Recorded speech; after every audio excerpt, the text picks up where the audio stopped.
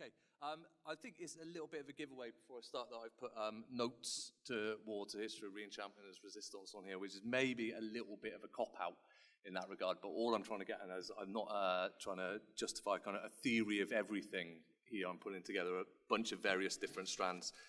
Right, that caveat out the way. We'll jump in.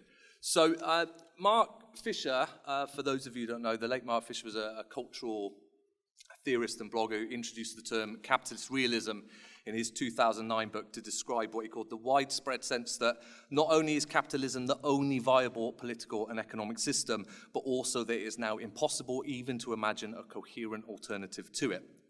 This shutting down of imaginative possibilities for new social futures has been echoed also by the late anthropologist and anarchist David Graeber in his work on bureaucracy and bullshit jobs. In short, capitalist realism describes not just the seeming victory of capital, but also of bureaucratic thought over the imagination. Technology, which was once a source of utopian futures, think the 1950s, 60s dreams of flying cars and Star Trek, became instead tools for further control. The idea that another world was possible receded from view, leaving us with what Fisher called the slow cancellation of the future. Everything has changed, and yet nothing has changed. Worse, capitalist realism declares that nothing can change. Throughout capitalist realism, Fisher refers several times to Deleuze's short essay, Postscripts on the Societies of Control. Control, I think, is a useful term for us because it bridges both academia and occulture via Deleuze. So in that essay, Deleuze describes control societies as the successor to the disciplinary societies identified by Foucault as characterizing the last 2 centuries. Disciplinary societies wielded power through enclosed spaces like the prison, the factory, the home, or the school. But power in control societies is characterized by plasticity and connectivity. In the disciplinary society, one was always starting again, while in the control society, one is never finished with anything. Deleuze writes that the family, the school, the army, the factory are no longer distinct analogical spaces that converge towards an owner, state or private power, but coded figures, deformable and transformable, of a single corporation that now only has stockholders. The control society then is characterized by continuous monitoring and ongoing assessment. The line between, say, work and home life has been obliterated, which I'm sure we are all aware of after the last couple of years. There is no longer an outside to escape to. In this sense, then, capitalist realism might be said to be the subjective experience of the control society. As Nathan Moore puts it, control is essentially preemptive. It seeks to determine in advance what is thinkable, what is capable of being thought. Deleuze recognizes and acknowledges William Burroughs as the first to identify and name control. For Burroughs, of course, it was language and the subjectivity that language enabled that bound human beings into a particular mode of being. How, then, to break the hold that language has on our thoughts and behaviors, to resist the subjectification of the control society? Burroughs famously adopted the cut-up as one such technique by which control, as manifested in, as O'Sullivan calls it, the production of a normative and standardized subjectivity, can be at least temporarily resisted or rewritten. Genesis Peorage took Burroughs' ideas further, and in ways that can also be understood as a social analysis as much as an occult one, when they state that control hides in social structures like politics, religion, education, mass media. Control exists like a virus for its own sake. Cut-ups loosen rational order, break preconceptions and expected response. They confound and short-circuit control. Control disintegrates, magic integrates. A lot's been written about what Geisen called the machine-age knife magic of the cut-up, so that's not the focus of this talk. But it is worth noting that in the work of Burroughs, Peorage, and in forms like the situationist dérivé or the détournement, the cut-up appears as one practice that combines the political with the artistic and often the occultural in ways that are not merely critical, but transformative. That is, an attempt to create new conditions for living. If control bridges both occulture and social theory, it's worth bearing in mind that we might also consider capital, or techno-capital, in magical, even monstrous terms. There are reasons for thinking of capital itself as something magical. Dalpec Ramsey reminds us that if to indulge in the fantasy of occult powers is to abandon the hope of gaining real power against the present age of capitalism and administration, at the very least, we must recognize that capitalism itself seems to be the one form of sorcery we all tacitly believe in. Thinking of capital in these terms leads down monstrous roads. The term Gothic Marxism has been used to think of Marxist theory through this lens. Think of Marx's famous quote that capital is dead labor, which vampire-like lives only by sucking living labor. Mark Fisher himself, who observed that capital is at every level an eerie entity, frequently turns to Lovecraftian imagery in his work. To use one example, Fisher writes, "One cannot reform capitalism, because in a very real sense, capitalism is reform itself, a monster that is not only self-engendering, but also shagothically protean in its perpetual reconstruction of itself." Meanwhile, Deleuze has described the new monster of technological monitoring that pervades control society. And Moore has noted how globalization and statistical knowledge provide the backdrop against which to consider Burroughs' belief in magic and prophecy. I'll skip that bit for the sake of time. So, earlier I suggested that capitalist realism describes in some ways the default subjectivity of control societies. There's a lot going on here, and I'm being necessarily reductive in some regards, but before we consider the idea of acid communism, it's worth highlighting one related process, specifically the relationship between the self-subjectivity and the social. The extent to which we are shaped by the social world is a recurring, even central theme in sociological theory, but the central idea is relatively simple. If potentially unnerving. We are not as free as we take ourselves to be. As products of control, we internalize it, see through its eyes, and think its thoughts. To be a subject is to be subjected. This is why Foucault suggested that maybe the target nowadays is not to discover what we are, but to refuse what we are. Not to try to liberate the individual from the state and from the state's institutions, but to liberate us both from the state and from the type of individualization which is linked to the state. We have to promote new forms of subjectivity through the refusal of this kind of individuality which has been imposed on us for several centuries. It's this focus on the production of subjectivity, or subjectivities, that Fisher turns to in his unfinished exploration of acid communism. The concept of acid communism was both, for Fisher, a provocation and a promise, a joke of sorts, he writes, that spoke of a return to the counterculture's confidence in social and psychic revolution. In his unfinished work, Fisher asks, what if the success of neoliberalism was not an indication of the inevitability of capitalism, but a testament to the threat posed by the spectre of a society which could be free? With this in mind, Fisher turned back to the 1960s and 1970s because the rise of capitalist realism could not happen without the narratives that reactionary forces told about those decades. Fisher is reinterested in that regard in the ways that different groups of the 60s and 70s counterculture were engaged in practices of consciousness raising, often with or without the use of psychedelics. That is to say, the active production of new and often group subjectivities. I want to suggest in that vein that we might also return to the countercultural's embrace of the occult and esoteric. I don't necessarily need to make that suggestion in this room, but nevertheless. So, sorry, I'll come back to this in a second.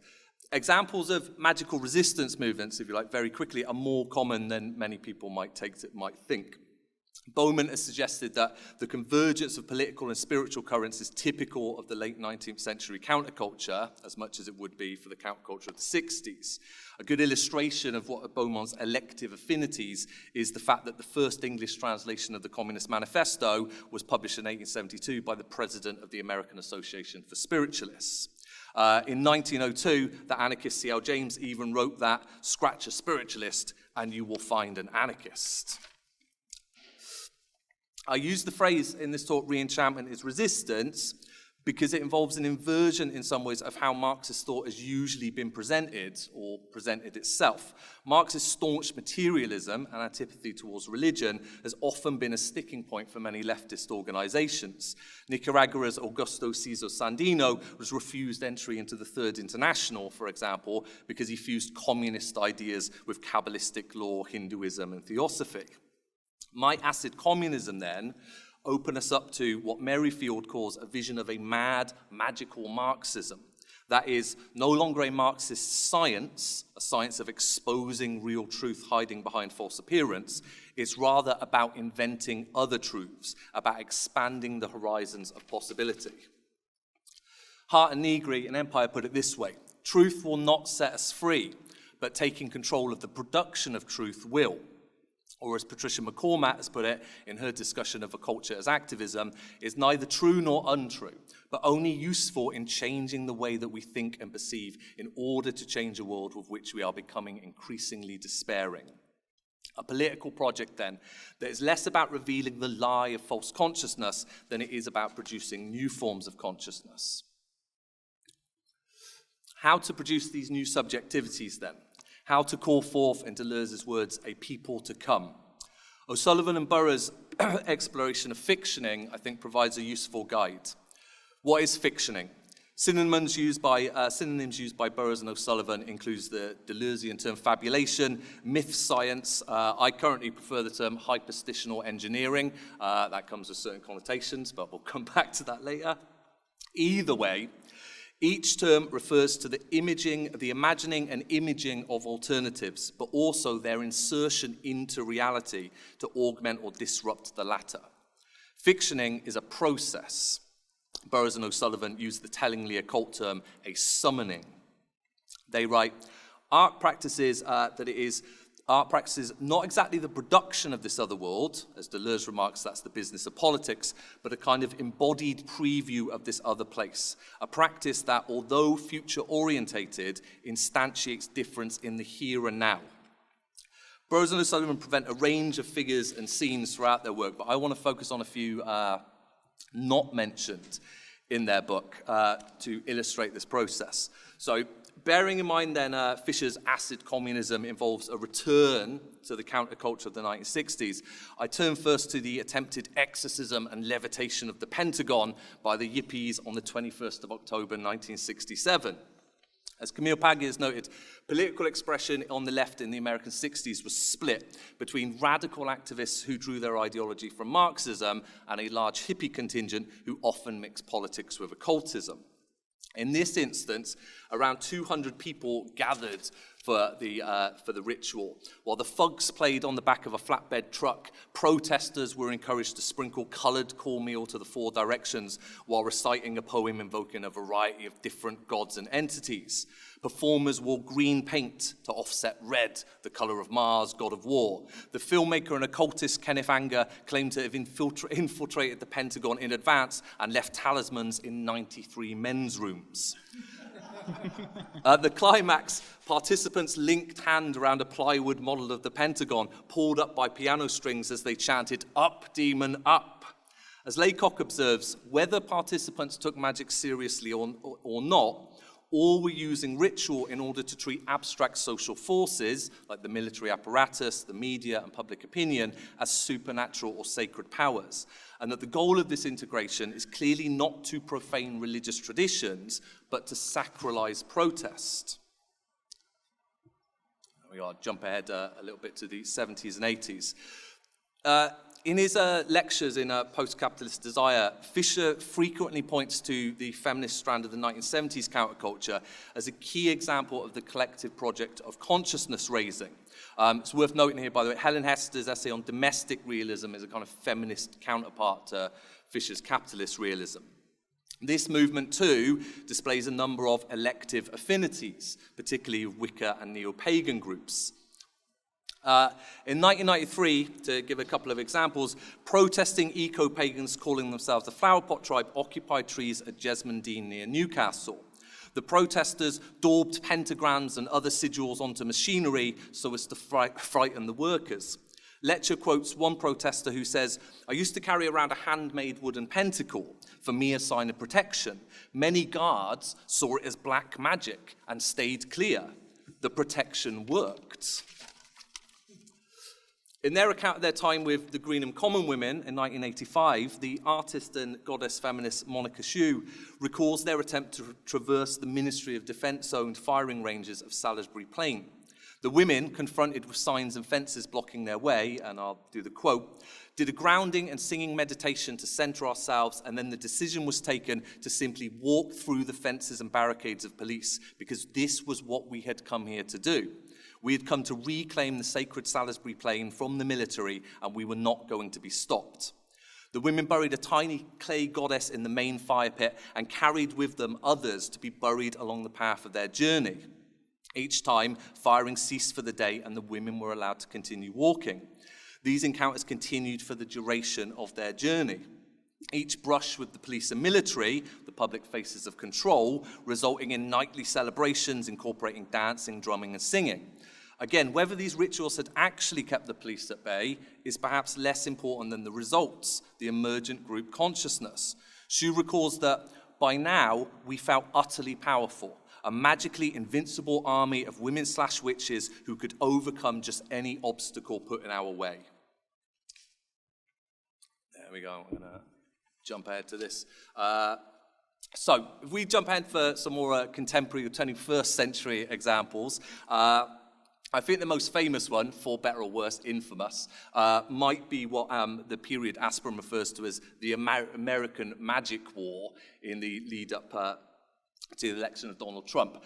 Michael M. Hughes' Magic for the Resistance and various attempts by feminist groups to use the imagery of witchcraft in active sort of performance protests were described, or the arts of resistance, as Magliocco describes them, writing that they allow participants to imagine, however briefly, a reality different from the one in which they are living. It should be noticed, I suppose, in this instance, that process works both ways, and I'll come back to that later on, because it's also true, obviously, of the pro-Trump supporters. The use of Pepe here, or the Kek meme, Wells observes that even if Pepe isn't an avatar of a more ancient god, it doesn't matter, since he's being created as a new thought form on his own. There's a whole other story to unpack there, so I'll jump ahead a bit. So here's another couple of examples. The Center for Tactical Magic are a San Francisco-based collective who have been, in their own words, mixing art, magic, and social engagement since 2000. In their tactical ice cream unit, shades of the KLF here, they would pull up at public gatherings to offer passers-by political ice cream flavors from their propaganda menu. They also, very in keeping with our notions of magic and stage magic today, created what they call the ultimate jacket, containing 50 secret pockets, which was available to buy. So, in direct engagement with our earlier points about capitalism, the Center for Tactical Magic write that capitalism is an illusion. Among its bag of magic tricks are the manufacturing and marketing of phantom needs and the gimmick props in the engineering wizardry of planned obsolescence. Fisher's analysis of capitalist realism finds its echo in the Center for Tactical Magic's statement that the grand illusion is the one that aims to convince the audience that the status quo is the only show in town. Okay. There you go. Many contemporary magical scenes demonstrate complex mixtures of a cultural thought and social theory in terms of how they engage with capital. Schiaffini and Little, drawing upon both chaos magic and Foucaultian theory, see magical texts like invocation and paradigm shifting as exercises in desubjectification, that is, the fictioning of the self. They write that identity presents itself as an ideological structure. It claims static and essential traits that are said to compose a self, and in so doing, hides the malleability of those traits. It protects the status quo from the radical consequences of a malleable self, a malleable social world. Justin Woodman's anthropological study of the Haunters of the Dark, who are a group of chaos magicians engaged in hyperstitional rituals of possession by which practitioners sought experiential identification with Lovecraft's great old ones, what they called Cthulhu Gnosis. Woodward explains that the HOTD use these fictions as the means of acclimating themselves to a modernity increasingly and normatively experienced as Lovecraftian. HOTD's activities included psychogeographical explorations of London and the co-construction of a complex shared narrative. Woodman says that Cthulhu-gnosis was used by the Haunters of the Dark for what he describes as managing the urbanized alienation of their workaday world. He elaborates, this accelerative pushing through to a space of and self-identification with the monstrous offers an imaginal means of reconstructing subjectivity in a way that presents the possibility of a political counter-capitalist identification with other marginalized and dehumanized subject positions, and for creating a collective space for imagining difference in the face of capitalist realism's denial of such. The use of the term accelerative probably needs further elaboration here, but it points to the theoretical framework our final two examples are working within. So, this is a Gruppo di Non and Vexis here, represent, I think, two possible futures for this fusion of occulture, art, and theory. The Italian collective Gruppo di Non's forthcoming revolutionary demonology, in conversation with Casper earlier, by the way, I found out that their manifesto is knocking about online, which I did not know. So, it's notes towards, guys. The Italian collective Gruppo di Non's forthcoming revolutionary demonology promises to be an anthology of occult resistance, which fuses, again, politics, philosophy, and cyber theory. In an interview, the group explained their belief that the resurgence of magic in right-wing environments calls for a radically anti-fascist guerrilla demonology. Like their Haunters of the Dark, Gruppo di Non seek a magic that, instead of barricading itself inside the boundaries of human consciousness, reaches beyond the human through all means available. The author and/or collective, only known as Vexis, I've got no idea, has recently made available their book Time Sorcery, which draws from the same cultural milieu, specifically the nomogram and the idea of hyperstition as put forward by Warwick University's now semi-mythic or infamous cybercultures research unit. This also, we should note, links us back via rhizomatic networks to Fisher, and it's worth pointing out that Gruppo di Non are involved, their Italian publisher have put out translations of Fisher's work, so on and so forth. So, in each of the preceding examples, we've seen groups combining art and magic, if there's a difference, as a means of engaging and intervening in the mechanisms of control. We should end by acknowledging that, to quote Sutcliffe, magic's political orientation is disquietingly malleable, and its popular embrace has tended to find purchase in fascist milieus as much as progressive orientations. Maybe the key difference between those two approaches might be the extent to which groups and movements are oriented towards the future, that is to say, a people to come, rather than just a return to the past. Fisher argues about his interest in the counterculture that we don't return to it as nostalgic scavengers, reproducing the same cultural forms, but that we ought to repeat the forces of difference that produced it. Or to place that within a cultural context, we might turn to Isabel Stengen's account of her time in the eco-pagan activist movement, when she writes that reclaiming the past is not a matter of resurrecting it as it was, dreaming to make some true, authentic tradition come alive. It is rather a matter of reactivating it. It's not the past idea of a people to come we return to, so much as we return to the idea that there could be a people to come. Counter to capitalist realism's insistence that there is no alternative, this brief history demonstrates, hopefully, the possibility of the willful co-creation of new, meaningful narratives through performative fictioning. And in that regard, this paper too has been an act of fictioning, a pulling together of different strands to call into being an alternative history which we might collectively draw upon to inspire, envision, and perform fresh acts of a cultural activism. That's your lot.